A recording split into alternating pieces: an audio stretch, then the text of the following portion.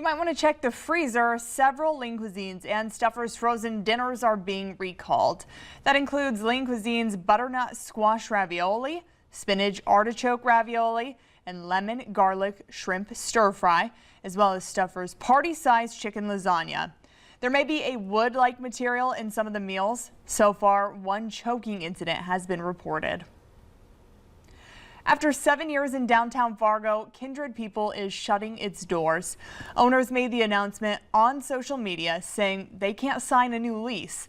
They say the small business took on significant financial losses during construction of the front of the building. The boutique is closed today through Friday in preparation for a store-wide closeout sale on Saturday starting at 10 a.m. And the West Fargo Public Library is expanding south of the interstate. A satellite location inside West Fargo City Hall just opened today.